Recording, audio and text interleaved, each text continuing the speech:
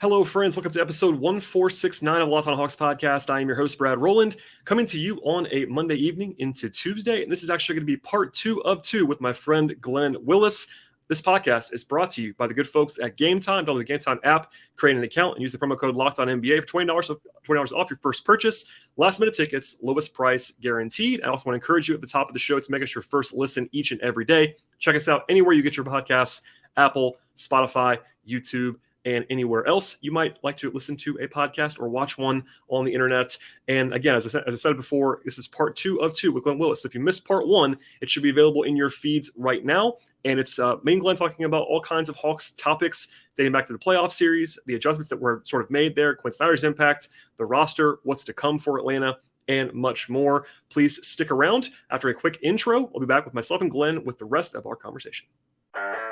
You are Locked On Hawks, your daily Atlanta Hawks podcast, part of the Locked On Podcast Network. Your team every day.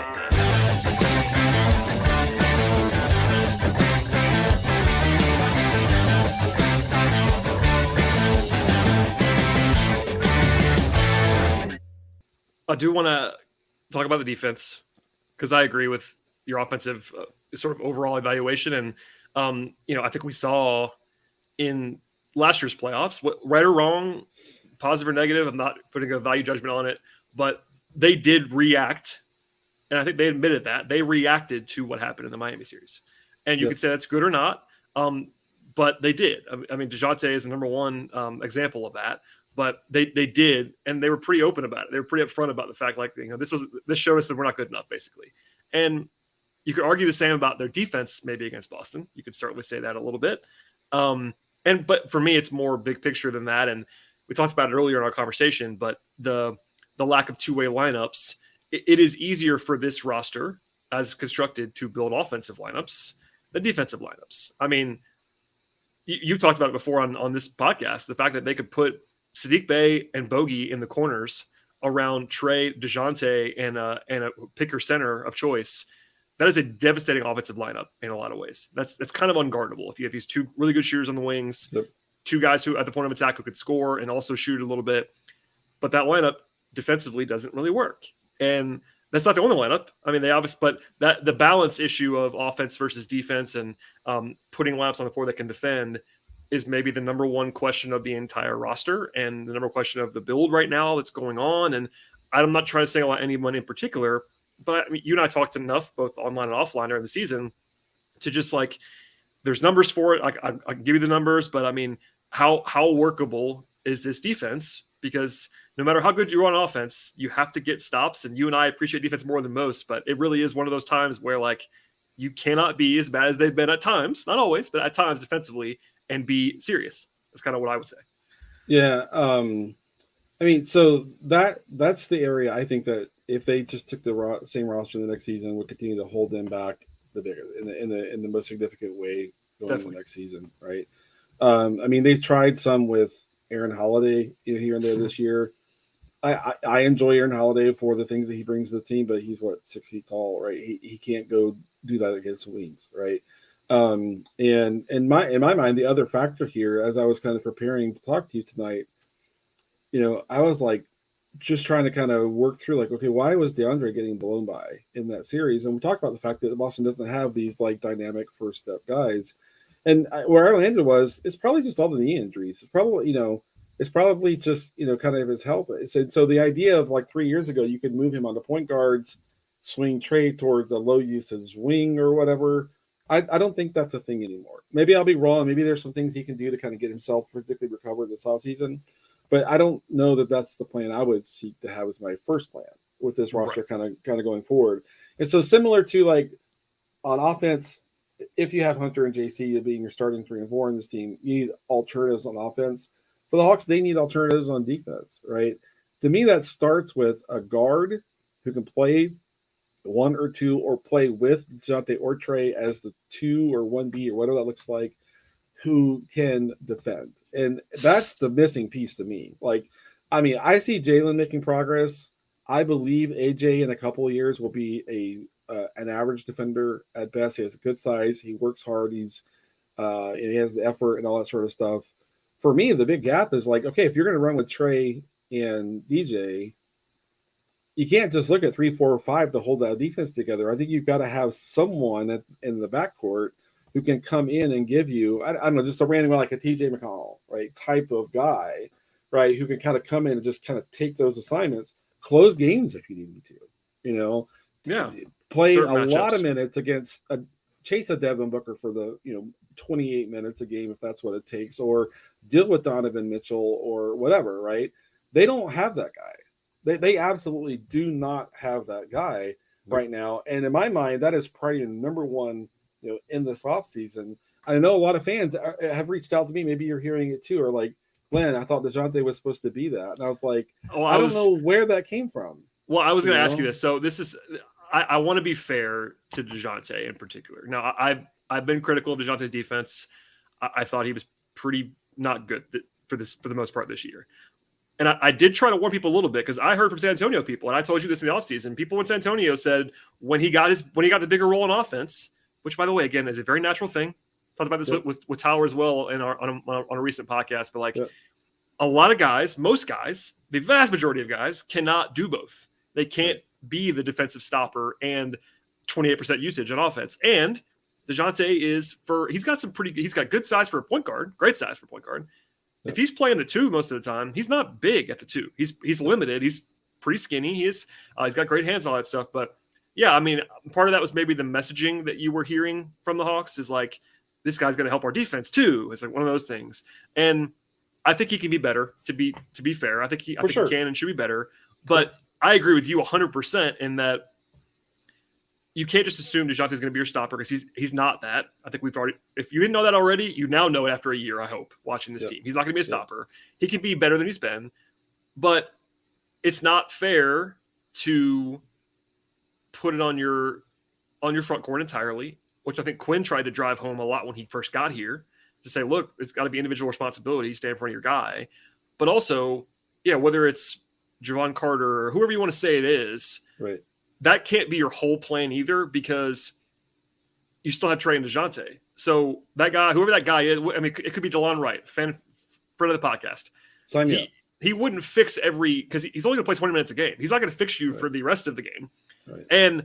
But the problem is that in order to get enough offense on the court, you're leaning on a bunch of guys who are not necessarily completely one-way players, but are heavily one-way players. Bogey, Sadiq, in particular, those 2 guys are in order to get enough shooting, in particular, enough offense, you got to play them, but then you don't have a balanced guy. So like, let's say going back to the lineup that I talked about earlier, the Trey, DeJounte, Bogey, Bay offensive palooza lineup, right? If it's, let's say, instead of DeJounte, it's DeLon Wright. Does that fix that defense? Probably not. It would help, but it would be a little bit better. It's just really hard for me to I'm trying not to do the whole roster overhaul because I don't think it's going to happen that way. But there's some middle ground between. I agree with you. They have to get somebody else from outside the organization on the perimeter that can be their stopper, defender, guy. And they probably know that, to be honest with you. But that isn't going to fix it on its own because that guy is going to be a bench player on this roster. Barring some trade that I don't see happening, that guy's going to be your 7th man. And that does not fix your defense on its own.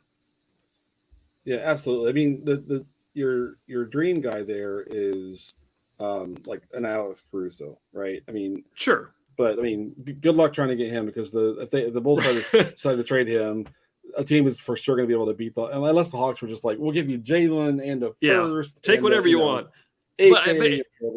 And that's one of the things I know it's me and you we're in lockstep here, but that is one of the things that you talked about earlier about not just immediately punting on your front court guys because those are your pathways to be decent defensively. I mean, the Clint Onyeka thing we could say for another day that might get shaken out. So I'm going to put it to the side, but be careful what you wish for because for better or worse, their best perimeter defender is still DeAndre Hunter. Yep. And he's not a game changer, world changer defensively, but he's still their best guy. And if you just jettison that and it doesn't get better. And that's the thing for me is that, I mean, this might surprise some people, but if you're like Glenn, the Hawks can make one change. Like one change. Like, so if you go out and get a third guard who's defensive minded, whether it's a Caruso, hopefully if it's one change, it's a guy at that level, right? Yeah. But you're stuck with Hunter and JC. That's still the one I would go make. That's still the one change I would go make. That is the big gaping hole on this roster. There are times they had to put DeJounte on the other team's kind of lead guy, which erodes his offensive value. A lot of time. Boston's a good example. Not that he was doing the whole playoff series, but you look at Boston again. We're cherry picking because it's a great team, right? But if you show me a team that has 2 star forwards, which Boston does, 2 star wings, yep. Who is supposed to guard the second one? It's got to be DeJounte, in the starting lineup. It has to be. Those are 2 guys that they're both going to be all NBA, right? Yeah, and that's rough. And to me, like, when you're looking at, okay, what position do we put DeJounte in defensively to allow him to make the most impact? You're going to look at the 1, 2, and 3 and take the weakest ball handler of that group because he's disruptive. He will take the ball away from a weak ball handler. Right. And when you put him on, an all NBA wing, you're not getting that disruptiveness. You're not getting that ability for him to play off of a guy getting into the passing lanes. That disruptor is the primary value that he brings. And in fact, if you put him on, the other team's kind of primary, say Donovan Mitchell, right? He's going to gamble. That's just what he is as a defender. That's him. And the best creators, the best scorers will absolutely punish that. And so you've got to find a mix that lets DeJounte get lined up with guys he can take the ball from when he has that opportunity, or guys he can play a little free safety off of, get into passing lanes, become that disruptor, And it's kind of funny. I think back to the last Oklahoma City game, and they closed with Bogey on Shea, not DeJounte. I remember, and won that game. And that says a lot about kind of where everything is, right? in that way. So it's not just about like, oh, DJ is not what we thought. Well, first of all, I think that was just built up, not factual and not in factual way. Yeah. But the right thing to do for DeJounte, I'm an optimistic person. I'm a positive person. Get him into a role that allows him to be disruptive, create transition opportunities, all that sort of stuff, and don't try to force fit him into something that he's really not capable of doing. To your point earlier, can he be better? Yeah, technique better, footwork better, more proactive, being in a better position, etc. He can do all of that, and especially on a team where Trey's taking the primary offensive workload. But I still think he's never going to be a guy that you just kind of throw on the other team's best guy. Maybe 3 minutes a half while your main guy is off the court getting a break or whatever that is. But for me, like that's the number one thing to work on is who is our third guard that can drop in and really move the needle on defense and give you enough offense too. That's the thing that I think they have to kind of go make happen. Today's show is brought to you by Game Time. You've ever been trying to find tickets for a big event at the last minute? It can be really stressful, probably not the best idea for your emotions or your wallet even. After all, buying tickets should not be a hassle. And with Game Time, you have the fastest, easiest way to buy tickets for sports and music and comedy, theater, anything you want to get a ticket for. With killer deals and last minute tickets and their best price guarantee, you can also avoid stress and getting hyped for the fun you'll actually have, which is much more fun anyway. Spring is here, and there's certainly tons of events around me in Atlanta. I'm sure there are around you as well. And with Game Time, there are flash deals on last minute tickets, and it's so easy to find and buy tickets for any kind of event you're looking for. You can see images about where the tickets are actually going to be, where your seats would be, and they have protection if your event happens to get canceled. Forget planning months in advance. There are deals on tickets right up to the day of the event at Game Time. And Game Time guarantee also means you get the best possible price. If you find tickets in the same section, in the same row for less, Game Time will credit you 100%, 110% of the difference. It's the fastest growing ticketing app in the country for a reason. You can buy tickets just a matter of seconds. Plus, those tickets are actually sent directly to your phone to make things very easy for you. Download the Game Time app right now, create an account, use the promo code LOCKEDONNBA for $20 off your first purchase. Terms apply. Again, create an account and redeem that promo code LOCKEDONNBA for $20 off. Download Game Time today. Last minute tickets, lowest price, guaranteed. I'm not saying this to be negative. I'm not trying to offset your positivity because I agree with the overall sentiment. I'll just point out that it is going to be hard always, and I'm not trying to rain on everybody's parade, but we agree on DeJounte and the need for him to be kind of on a secondary guy as a playmaker. That is much harder on a team with Trey. Absolutely. It just is. And that's a team building decision that they've made already that they have to be working around and working with. But, as you're saying that whole thing, I'm nodding along with you because we agree. And then I remember that Trey's on the court somewhere, and so you have to put him somewhere too. And I think Trey's gotten a lot better, but he's still a negative defense. It's just what it is, and he's small, so that creates a challenge. But I tend to agree with what you said about like if you could just snap your fingers and add a player type, realistically non-star player type to this roster. Right.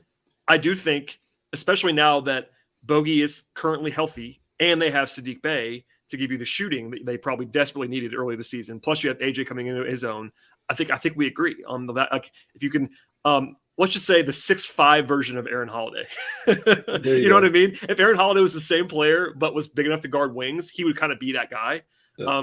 He's not. On all respect to him. By the way, I still believe that was a good minimum signing.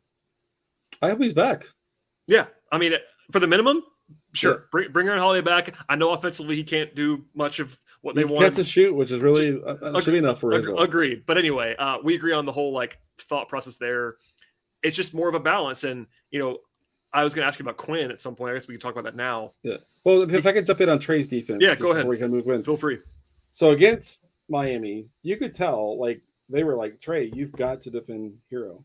You have to, right? There's no else. Like, yeah. And you know what? He worked at it. He's never going to have more size than he has right now. He's never going to, have more, length or whatever. But and then against Boston, they were like, Trey, you've got to take Marcus Smart. You have to, right?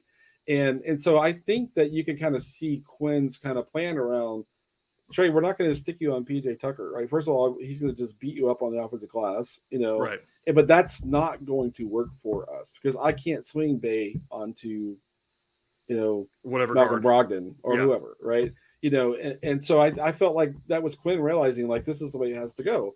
And your point about is the guy going to play 20 minutes or whatever? What good teams do is at times is this. Again, it can't be your prevailing rotation, plan for your rotation. But if you're going to give us the Suns and, say Alex Caruso's on your team and he's got Devin Booker under some reasonable control and it's a close game, DeJounte's time to check back in. Hang on, DeJounte, we're just rolling with, our other guard here, right? Yeah. That's what teams who win 55 plus games do. They make those hard choices and such. Now, ideally, you got enough of where you can maybe close some games with both Trey DeJounte and whoever that guy is, or especially if he has some nice size, But there are times when it's like, sorry, we're closing with this group because this group is working tonight and this group's going to give us the best chance to win the game. And I think, if that happens, 8 to 12 times in a season, DeJounte's not going to like his feelings hurt over that, in my view. So there, it's not. I don't think we have to be self-limiting too much in a sense that we think that player can't play 30 on a night where you've got to deal with Garland and Mitchell or KD and Booker or whatever the other combinations might be next year. That's a good point. I agree. It's got to be more schematic, especially in a playoff context. It would be much different. I mean, we already saw the Hawks. I mean, the Hawks were pushing. Hunter in particular played 40 plus minutes, I think, every game that mattered down the stretch of that series, something like that, 39, 40 plus.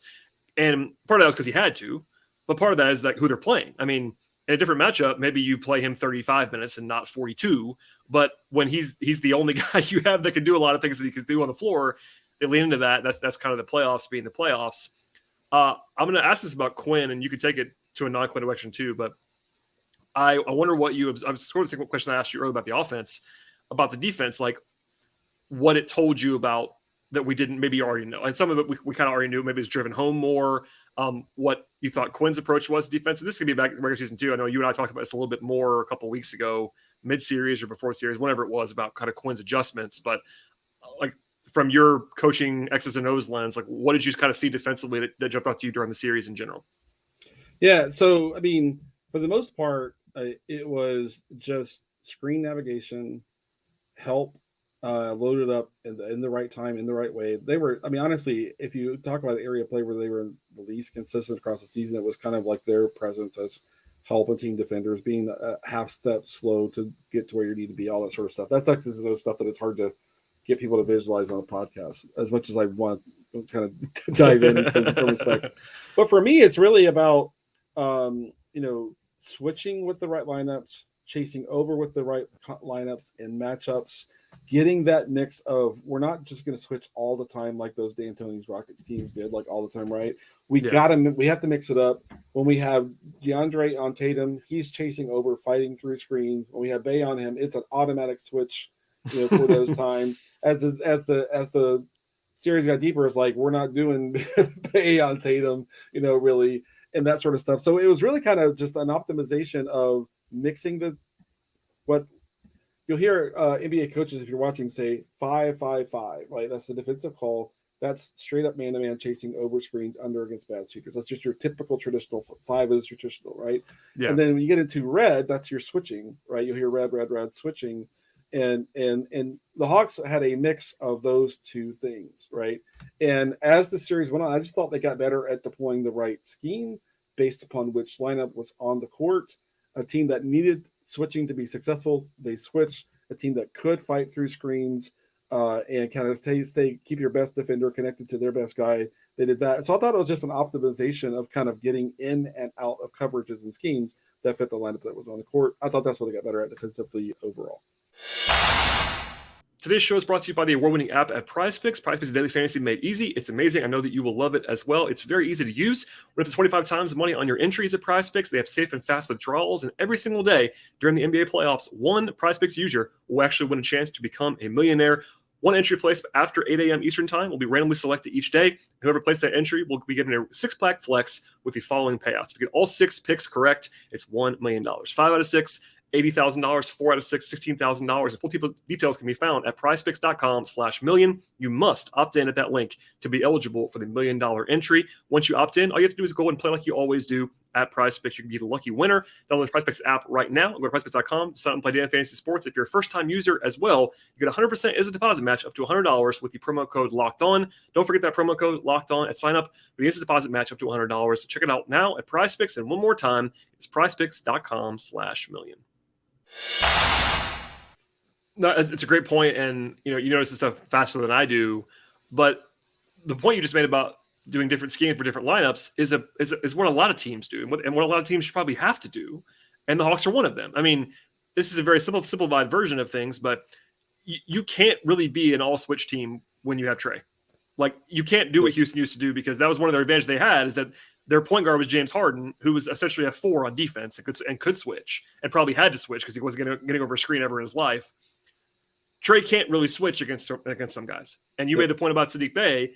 He's not going to get over a screen while covering, Jason Tatum. So it's personnel based.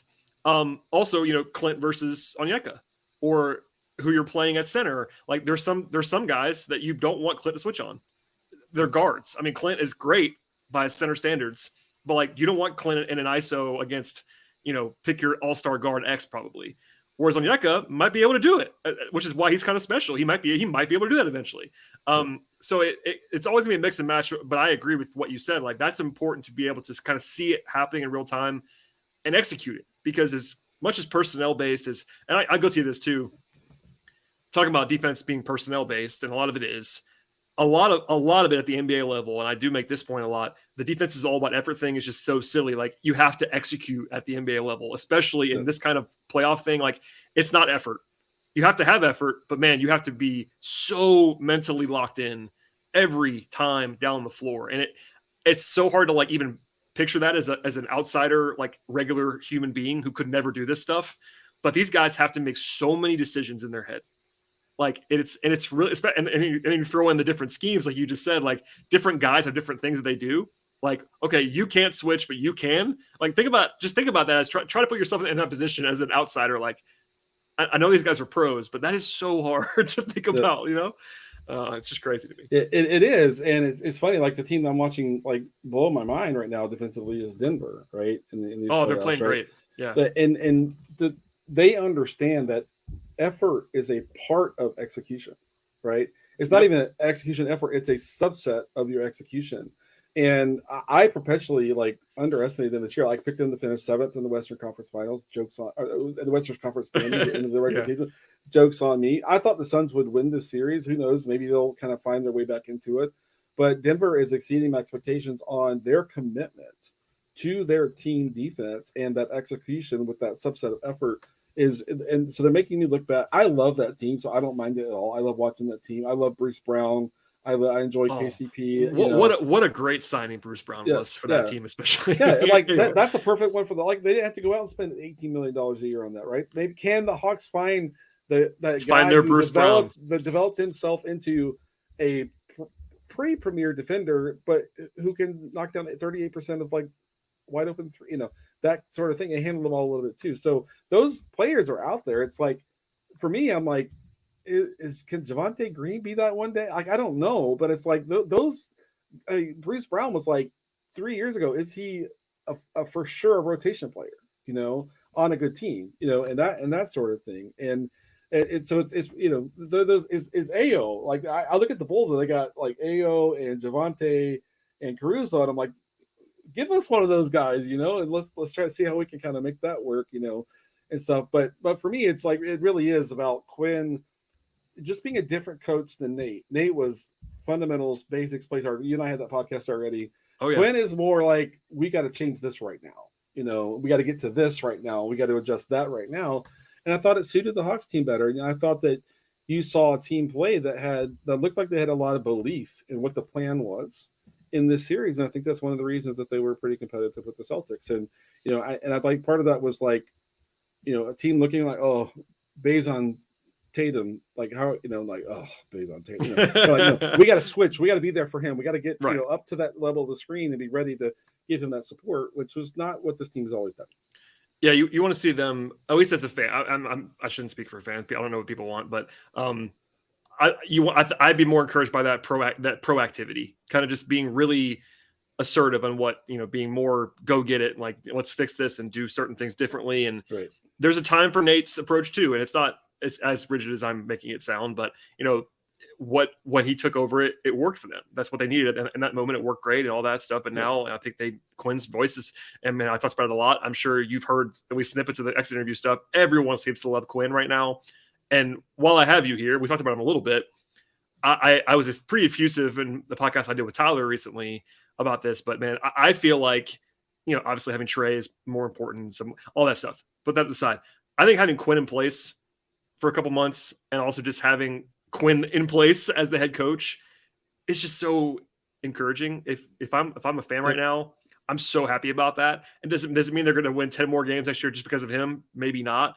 But like, do you agree? I mean, you know this stuff better than I do. Are you as encouraged as I am? Just like having that guy. And it's not about, it's not even like, I want to just, I keep always saying this. It's not about being anti-Nate. It's Quin's really good, man. Like he's really good. And I don't think there's anything wrong with that. I thought for a second, they were going to ask me if I were starting a team, do I want Giannis or Clint? No,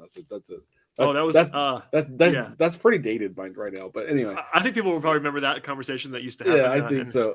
So for me, it's like, how did we get here? We don't have to be negative about everything, right? When they went from LP to Nate, what they needed was everybody to calm the F down, right? Get to work and play basketball, less drama. And Nate made that happen. And they had a great, run, 2 years ago through the playoffs, just because Nate could calmed everything down and people were able to focus on their job, et cetera, right? I don't know why all that drama happened. I don't even want to get into it, but Nate was the right personality and demeanor for the primary thing that needed to be fixed at that point in time. As this team was trying to progress, they needed more real-time, coaching, adjustment, planning, etc.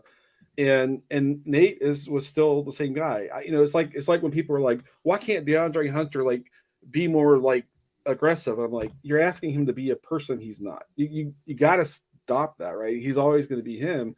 Nate was never going to like morph into being this coach that's like believing in like, I got to bring the right X's and O's on every single possession. I got to bring the right call every possession. It's no, the basics, the fundamentals, playing under control, not letting your emotions kind of get you off plan. That's who he is and what he does. Now, a really veteran team, Nate's a pretty good, fit kind of in that situation, right? But where the Hawks are to kind of get themselves kind of back on track, I think Quin is the perfect coach for the perfect time. Now, they've got to kind of get the roster to where it needs to be, to kind of really get them on the trajectory they want to be on. Yeah. I think that the biggest win on this, two big wins on the season. One is getting Quin, not risking getting into competing for him, like right now is the big thing. And the second thing was just being competitive against Boston and getting some of the positive part of that feedback loop that you got. Just like now it's like kind of the Nate thing again, like we can all calm down. We could just identify a good sound plan to move ourselves forward. We don't have to go do anything crazy. And I think that I'm excited for where they are right now. It's funny because when we kind of transitioned to defense, you were talking about the DeJounte trade and the Hawks fans, kind of maybe being led to expect more on defense than they should, and people still, I still get asked like in DMs or just outright on Twitter, like, what do you think about that trade? So I'll say it like this, right? My wife and I just bought a house. I think it's the fourth or fifth house we bought since we've been married. I don't know, but I could go buy a house like in a day. I can go look at 3 houses, pick one of 3 houses. I'm good. I'm ready to go. Let's go. Let's just go do this. I don't need to go do market research, and et cetera, et cetera, et cetera. My wife will like put the most amount of detail into that. And let me say on record, her approach is better for the average person, right? Right. Due diligence is good. But for me, it's like my belief system around making good decisions is it's follow through is what decides whether your decision, for the most part, again, this is just my philosophy. I'm not stating it as truth, right? My philosophy is your follow through and making that decision successful through the follow through and through the work that you do after the fact. Was the DeJounte trade good or bad, right? My philosophy, this matches like house buying, is the Hawks will decide as an organization. There's still work to do to make that trade good or bad or neutral or whatever. It's not done yet. Like they have to put a roster together that allows DeJounte to do the things he's best at, right? So we could look at the end of this season when he's looking like, yeah, I want to come back and sign another contract, what have you, et cetera, et cetera. The Hawks are like, yeah, we want him back and all that sort of stuff. I don't think we're ready to. And again, my philosophy is to look at good trade, bad trade, whatever, right? We could have an argument all day long around whether they gave up too many picks or, whether the protections were bad or whatever, right? And all that, or not having protections, all that sort of stuff, right? For me, it's like the follow through from this point on will set themselves up to make the trade a good one or a bad one. There is work left to be done. There are undecided decisions yet to be done that will kind of place that trade into some kind of context going forward. So, my wife would have killed that deal, making, taking 20 days to check every person DeJounte's ever known in his life and all that sort of stuff. My wife is awesome. I love her. Like, I'm really, really lucky. We've learned after 20 years of marriage that the right approach is usually right halfway in between what she wants to do and what I want to do. That's right? compromise. Yeah. There you go. And we both recognize each other's value and each other's kind of natural orientation. But for me, it's like that DeJounte trade. Okay, fine. You made the trade. Now, what are you going to do to set him up for success? What are you going to do to set the team up for success, to leverage his strengths, his talents, and not put him into roles that take him away from the things that he does best? So it's Landry, Kyle, Quin, rest of the organization, have work to do to set DeJounte up to be successful. And that'll shape the way we look at that trade, I think, one day. I definitely lean more into the transaction game than you do, for sure. But I think those are all great. It's all great points. And also, it's implied on what you said, but I do believe that Quin having an off season to actually like work with Trey and DeJounte and think about how to use those guys together will really be very helpful. And I think that's very kind of common sense in some respects.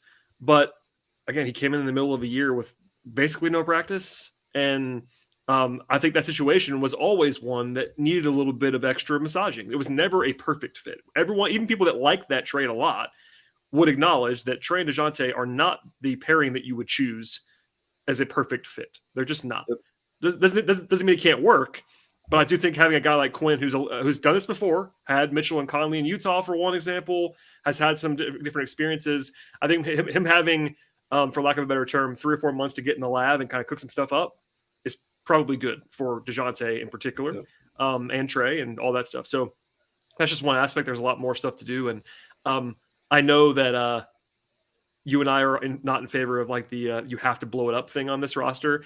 They could still do some drastic stuff. I wouldn't be shocked if they did that, But I do agree with what you said about like I think having the Boston series to go full circle here as a positive endpoint does give you a little bit of cover if you wanted it to be like, look, guys, here's some proof of concept. Here's what we could be. I think I said it on the show with Tyler. That felt like a second round series, a 1 seed Boston versus a 4-5 seed Hawks team, where Boston was still better, but the Hawks were playing better than a 7 seed was playing in that series, in my mind. Yep. So yeah, agreed. I know, and then when I think about people ask me, so I've told them like I'm not going to get into the offseason until getting on pods and stuff like that. So for me, like if someone said, Glenn, what's your first plan? I'm like, go get that third guard we described earlier. Yep. The second thing is I love Clint, but I think you can get value for Clint. I would hang on to my first plan, but hang on to JC and Hunter, but shift JC to split time at center so that Onyeka and JC are giving you the bulk of your minutes at center. Shift Hunter up to 4 or Hunter and Bay more, kind of sharing time at the 4. And as a starting point, I think that's pretty good. Right now, if you can get like a perfect player for JC, you make that deal. People want to be like, oh, Glenn doesn't want to trade JC. I'm like, what if you notice what JC did on defense in that Boston series? Like, man, they would miss that. Right? Glenn, I have a secret to tell you on the podcast. No one's listening to the show at this point. People don't care about defense very much. I just want you to know that. I know. One of my general takeaways from doing this. You just see me like when a defense forces a team to like miss a shot, I jump around the living room like people do when Trey made that. I can picture that actually. You have the same reaction to a great. Oh my god! Look at that rotation. Yes. Oh, that's so funny. But no, I'm kind of kidding. But you're not. I'm right though. That's one of the things. It's like it's not a bad, and I totally get it. But it's one of those things that I've been reminded of over and over again over the covering the team now for more than 10 plus years. People just don't care that much about defense, and it's fine. But that's a lot of where, not all, that's a lot of where disconnects end up with people that cover the team or watch the team a different way. That's a lot of where it stems from. It's kind of something with Clint and with by the way, the fact that Glenn just said it on a podcast that he'd be willing to trade Clint should tell you how good Onyeka is. I'll just tell you that right now. Glenn is a Clint enthusiast. So for him to say that out loud was noteworthy to me anyway. And the other part is that the optimist in me, like, I want Clint to be in a situation that's really good for him, too, and like be able to kind of make that impact. In my mind, there's like 4 or 5 teams in the league that are one Clint away from like being a lot better than they are right now, right? And I'd love to see that, for Clint. But for me, it's like I know people right now. It's the time. It's funny, like. I jumped into a conversation on Twitter. First of all, the person added me. I was added in the tweet and was asking about doing this or that. I'm like, hey, calm down, And they were like, Glenn, you always do this. Like we're just having fun coming up with ideas. Like, well, don't at me then. Somebody asked me. Jump in.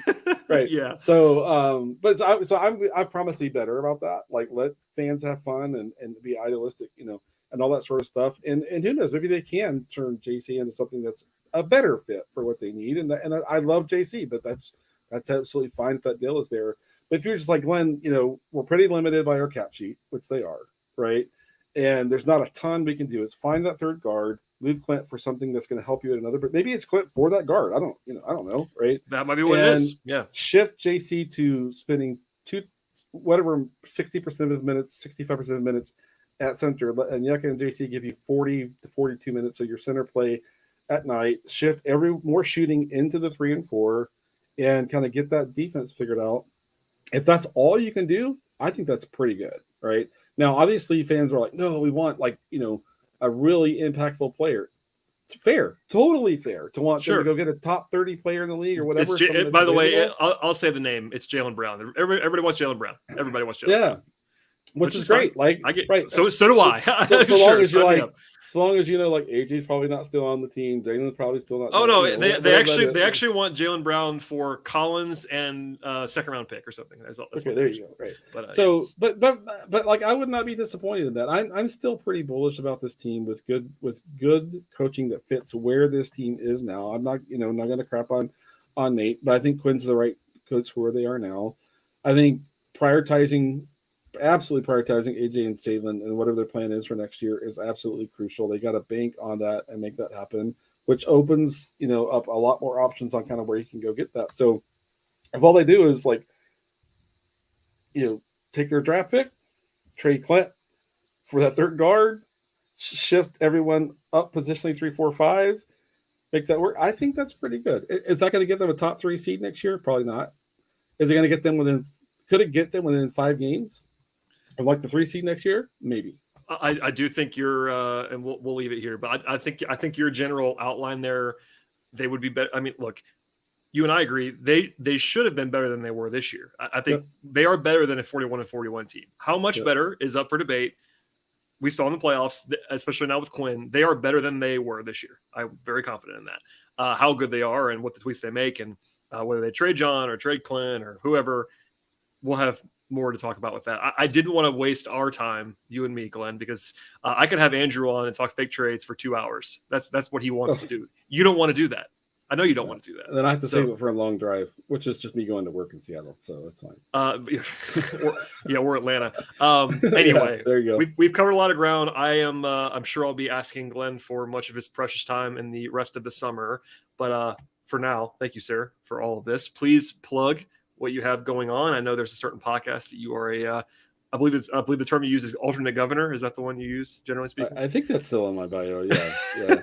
But yeah, ATL and 29 podcast with my good friend. I like to refer to Brad and Kevin as frenemies. Love you, Kevin. And so that we still got that going on. We're I think it's about to shift to kind of draft prep. I mentioned the last time I recorded with Kevin. Between now and the draft, I'll probably put in 100 hours, kind of looking at that stuff, which is, I don't know, an hour and a half a day or whatever that, kind of turns out to be. It's a lot of time still. That's a lot of time. It is, but that's what, to me, that's what it takes. And, I might look back and go, it was 75 or what. It's just my day job's going to dictate how much of that I get. Plus, we're moving now into this new house and stuff. So, but yeah, 8 and 29 podcast, that's there. I'm sure we'll talk some general playoffs too. Peachtree Hoops, always kind of support that group over there. I still support them. Even if I'm not able to kind of write as frequently as I was, and at Willis_Glenn, those of you on YouTube can see that there. If you can't, at Willis_Glenn on Twitter, can find me there and have some fun conversation where I try to stay out of all of the trade fun a little bit, but happy to field questions along the way as well. I encourage everyone to follow Glenn if they're not already. I don't know how you're not, to be honest with you. I'm not saying that in a negative way, but if you listen to this podcast, you're gonna enjoy what Glenn has to say about the Hawks on Twitter and other places. And also, there's plenty of time to listen to this show and ATL 29. I do it. I listen to ATL 29 every episode. I enjoy it very much, and I try not to make either one of those guys repeat themselves too much when they come on this podcast. But that's just part of the name of the game. Got to have different takes for different audiences, I suppose. Absolutely. All right. Well, that's it for today. I appreciate Glenn as always. Please subscribe to this show. Apple, Spotify, YouTube, all those fun places. We'll see you all next time.